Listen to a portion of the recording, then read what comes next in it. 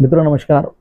मैं धनराज आप सभी का स्वागत करता हूं मेरे चैनल ग्रह नक्षत्र पर। मित्रों आज की वीडियो में हम काल सर्पदोष की बात करेंगे। हम जानेंगे कि काल सर्पदोष कैसे होता है, काल सर्पदोष किसे कहते हैं। अगर ये कुंडली में हो तो ये कैसे जाने कि हमें काल सर्पदोष है, और अगर कुंडली हमारे पास नहीं है तो ऐसे कौन से लक्षण हैं जिससे हम पता कर सके कि हमें काल सर्पदोष है। और अगर काल सर्पदोष अगर है तो मित्रों क्या हम इन्हें कुछ सरल उपायों से इससे मुक्त हो सकते हैं, इन बाधाओं से हम बच सकते हैं। आने वाली जो हमें बाधा है क्या हम इससे मुक्त हो सकते हैं। और जिन्हें काल सर्पदोष है वैसे तो पहले ही परेशान होता है मित्रों, जिन्हें ये दोष लगता है अक्सर तो लोग परेशान होते हैं कुछ लोग, और जिनको कई पंडित या किसी ज्योतिषी द्वारा काफ़ी खर्चीला भी उपाय या पूजा पाठ का सुझाव दिया जाता है। तो मित्रों आज हम जानेंगे, आज इस वीडियो के माध्यम से हम आपको घर में ही बैठे कुछ सरल उपाय आप इससे कर सकते हैं, और आप इसे समझ भी सकते हैं कि आपको काल सर्पदोष है। अगर आपकी कुंडली नहीं है तो आपको लक्षण अगर आ रहे हैं तो आप मान लीजिए वो काल सर्पदोष ही है। अगर आपके पास कुंडली है और आप जानना चाहते हैं तो किस प्रकार जाने, ये सभी बातें आज हम आपको हम इस वीडियो के माध्यम से बता रहे हैं मित्र। सर्वप्रथम मैं आपको ये बता दूं कि काल सर्पदोष के बारे में कुछ विद्वानों के, ज्योतिषियों के, पंडितों के अलग अलग तथ्य है। कुछ का मानना है कि काल सर्पदोष का अस्तित्व ही नहीं है, और कुछ का मानना है कि ये बहुत ही भयानक दोष होता है जिस कारण तरक्की ही नहीं हो सकती। तो मित्रों ये दोनों ही सत्य को हम पूर्ण सत्य नहीं मानते। जो दोनों सत्य तथ्य है इनको हम पूर्ण सत्य नहीं मानते, लेकिन इन्हें नकारा भी नहीं जाता है मित्रों आमतौर पर अगर मैं आपको उदाहरण के तौर पर नाम लूँ, जैसे सचिन तेंदुलकर जी, इन्हें भी काल सर्पदोष था है। और माननीय धीरू भाई अंबानी जी, इन्हें भी काल सर्पदोष था मित्रों। और आप जानते हैं कि दोनों ही व्यक्ति दोनों ने ही जो है कि कितने माननीय और कितनी ऊंचाई तक ये लोगों का नाम हुआ है। तो ऐसा नहीं है मित्रों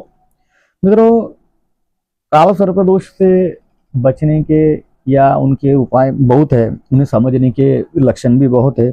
आज आज इस वीडियो में आपको मैं वो बहुत सी बातें, आप स्किप मत कीजिए मित्रों, ये वीडियो आप पूरा देखिए। और जो मैं उपाय आपको बताऊंगा मित्रों, जो कि जिसके कोई चार्जेस या कोई खर्चा ही नहीं है मित्रों, आप ये कीजिए। सर्वसाधारण व्यक्ति इसको कर सकता है। अगर आपकी इच्छा अनुसार, आपकी क्षमता अनुसार आप कुछ बड़ी पूजा विधि करना चाहे तो वो अलग बात है मित्रों आप अपनी ज्योतिषियों की सलाह के अनुसार भी काम कर सकते हैं मित्रों। ये जो हमारी जो सुझाव और उपाय होते हैं ये मित्रों कुछ पुराणों के, कुछ ज्योतिषी, कुछ विद्वानों से जो मैं आपको बताता हूँ मित्रों, ये उनके लिए गए सुझाव, लिए गए सलाह, और पुराणों और हमारे ज्योतिषी किताबों में जो लिखी गई बातें हैं उसके आधार पर मैं आपको ये उपाय और ये तथ्य बताता हूँ मित्रों। तो मित्रों आज बात करते हैं काल सर्पदोष की और इनके उपाय की। तो हम पता कैसे करें कि हमारी कुंडली में काल सर्पदोष है। तो मित्रों सर्वप्रथम अगर आपके पास कुंडली है तो आप अपनी कुंडली में देख सकते हैं कि राहु और केतु जो कि हमेशा आमने सामने ही होते हैं, लेफ्ट हो, राइट हो, अप हो, डाउन हो। तो मित्रों इनकी एक साइड यानी कि इनके बीच में सातों की सातों ग्रह जो कि हमारे सूर्य, चंद्र, जो भी सातों ग्रह है, ये इनके बीच में अगर हो तो उन्हें कुंडली में काल सर्पदोष माना जाता है मित्रों। ये कुंडली का हुआ मित्रों।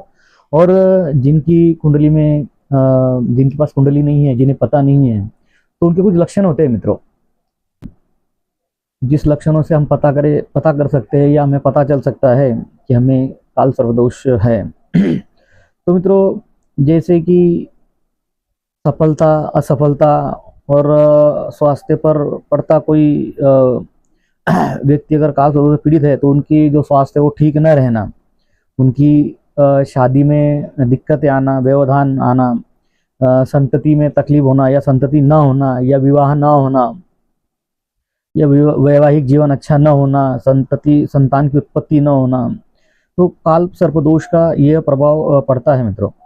अगर स्वप्न में आपको बारंबार सांप दिखाई देते हैं या आपको कोई भयानक सपने में आता है और आपसे कोई स्त्री रोती हुई दिखाई देती है, आपसे कोई कोई चीज़ मांगता हुआ नजर आता है, तो ये जो लक्षण है मित्रों, ये सब काल सर्पदोष के लक्षण हैं।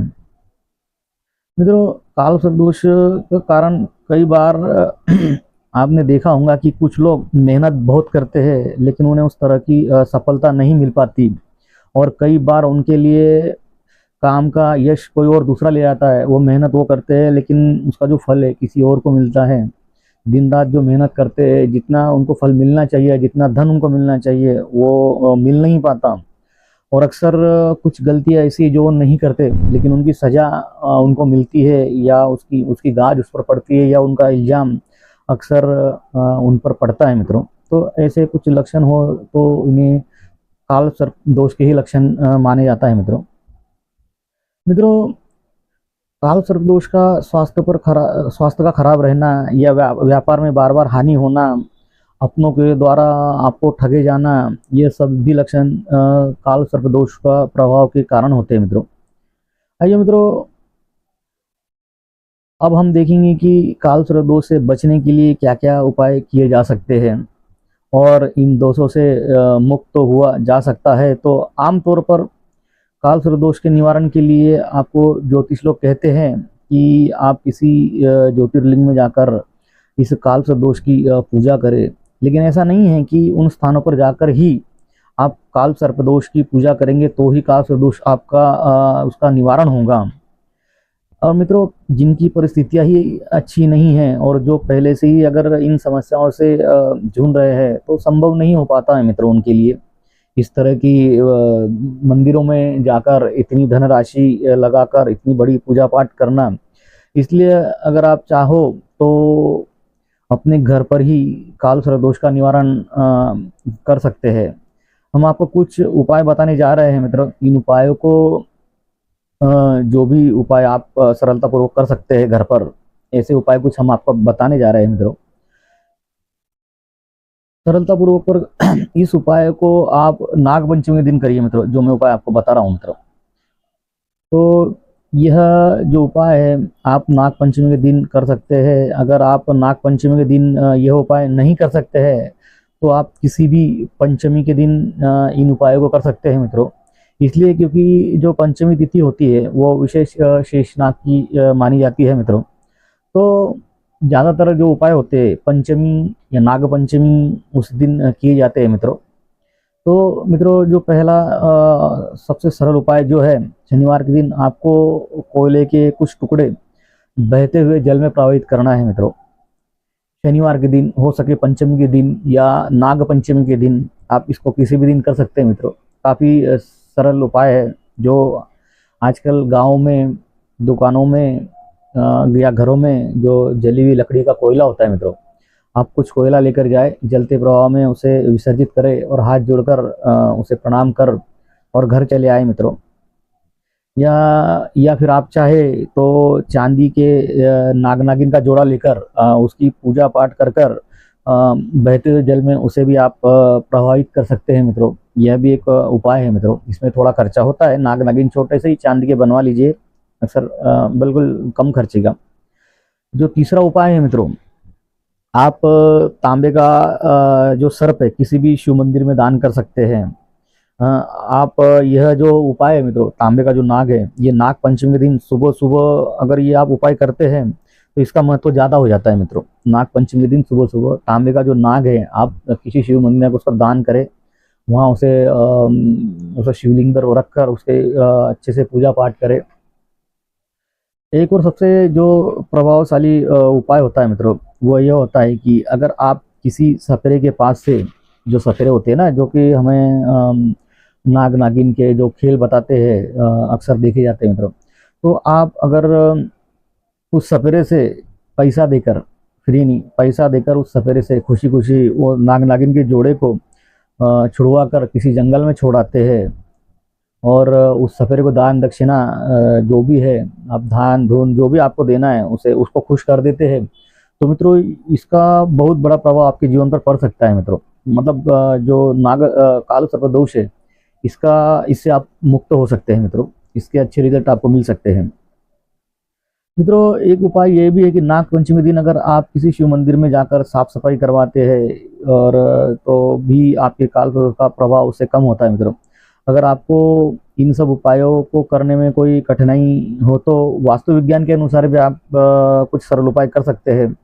जैसे कि आप अपने घर में विष्णु जी की एक फोटो है जो कि शेषनाग पे लेटी हुई आपने अक्सर देखा होगा। साथ में महालक्ष्मी जी जो उनके चरण को छूते हुए दिखाई देती है, जो कि उनके पैर दबाते हुए नजर आती है और एक कमल पुष्प सामने उभर कर आता है। तो मतलब इस टाइप का एक विष्णु जी की तस्वीर फोटो जो भी है आप अगर अपने घर में ऐसी जगह पर लगाए जहाँ पर आते जाते आप उनके दर्शन कर सके मित्रों, तो इसका भी जो बहुत प्रभाव हमारे जीवन पे हमारे काल सर्प दोष को मुक्त करने में बहुत ही सहायक होता है मित्रों। मित्रों यह जो उपाय बताए हैं मित्रों, अगर आप इसे पूरी श्रद्धा और भक्ति के साथ अगर आप अपनाते हैं मित्रों, आप करते हैं, अगर आप इन उपायों को शिव शंकर भोले जी नाथ की कृपा से उनके ऊपर रखी श्रद्धा से आप इन सरल उपायों को करते हैं तो मित्रों आपको 100% इसके रिजल्ट मिलते हैं मित्रों। मित्रों ये सभी उपाय आप शिव मंदिर जाकर करें तो बहुत ही अच्छा है। और अगर सीधा सरल एक ही उपाय मित्रों, आप डेली शिव मंदिर जाना चालू कीजिए, उन्हें जल अभिषेक, दूध अभिषेक, जो भी आपसे सेवा हो सके मित्रों, तो भोलेनाथ की आप सेवा कीजिए और इन उपायों को कीजिए। यकीन मानिए काल सर्पदोष से आपको जो होने वाली बाधाएं, जो तकलीफें हैं, जो जीवन में आ रही तकलीफें मित्रों बहुत जल्द दूर होंगी मित्रों। मित्रों अगर आपको मेरा ये वीडियो पसंद आया हो, ये जानकारी आपको अच्छी लगी हो, तो कृपया मेरे इस वीडियो को लाइक करें, सब्सक्राइब करें, शेयर करें और बेल आइकन जरूर दबाएं, जिससे मेरे ऐसी आने वाली जो जानकारी है आप तक पहुंच सके मित्रों। मित्रों इस वीडियो में ओम नमः शिवाय या शिव शंभु कमेंट जरूर करें और इसी तथ्यों के साथ मैं आप सभी से विदा लेता हूं मित्रों। मिलते हैं अगले वीडियो में, तब तक के लिए मुझे दीजिए इजाज़त। मैं धर्मराज आप सभी से विदा लेता हूं। जय शिव शंभो, जय श्री राम।